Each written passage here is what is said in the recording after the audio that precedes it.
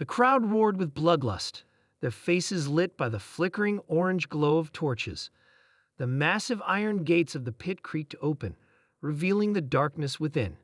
A figure was shoved forward, stumbling to his knees on the dusty ground. The man looked up, his expression a mix of defiance and disbelief. His name was Marcus Hayes, a soldier from Earth, and he had been cast into this alien nightmare. "The human will die quickly," a voice sneered from the stands above. It belonged to one of the reptilian rulers of Zarnath, a race of alien overlords who had enslaved countless species.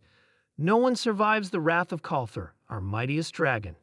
Marcus brushed the dirt off his hands and stood tall. His body ached from the beatings he'd endured. His uniform was torn, and his gear had been confiscated.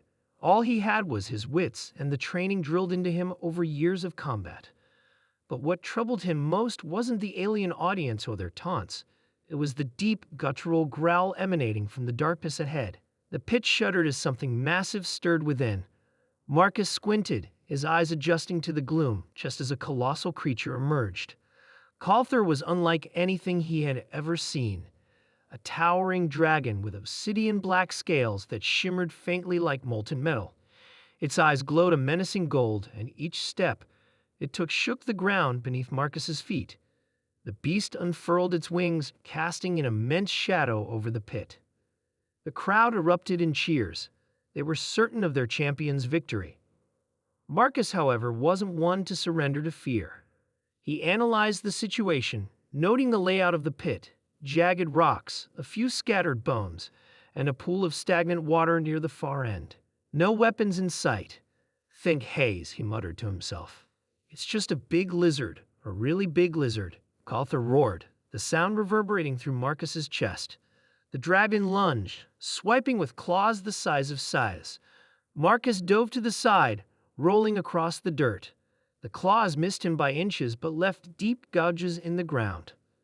The crowd's jeers grew louder.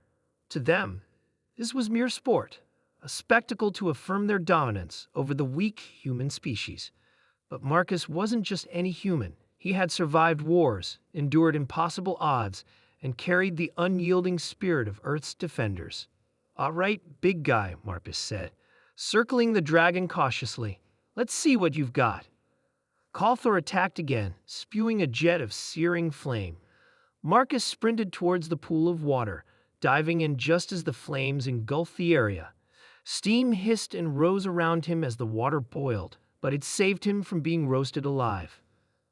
Emerging from the pool, Marcus grabbed a jagged bone, likely from one of Calthor's previous victims.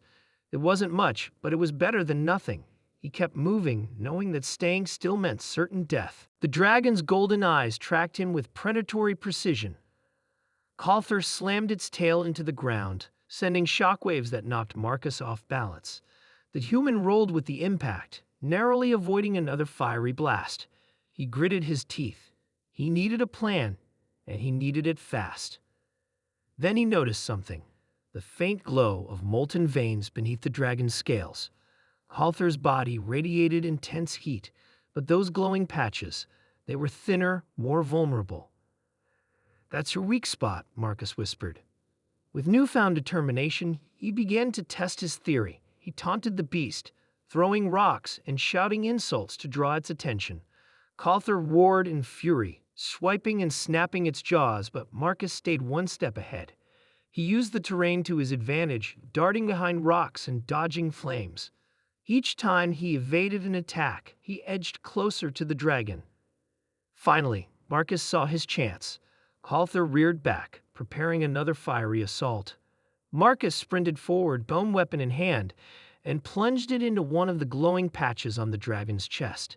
The creature bellowed in pain, thrashing wildly.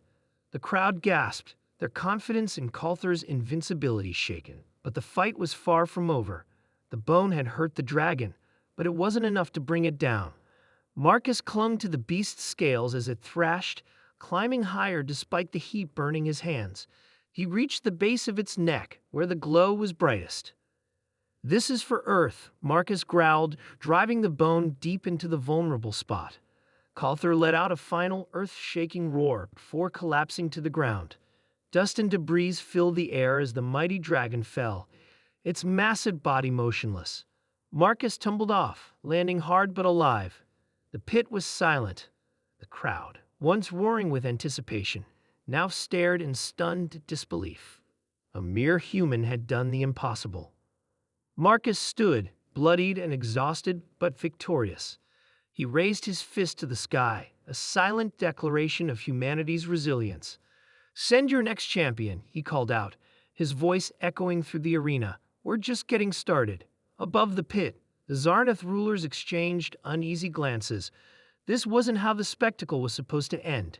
But deep down they knew, this human wasn't just a sacrifice. He was a warrior, a survivor, and a testament to the unyielding spirit of his kind. And the galaxy would never underestimate humanity again.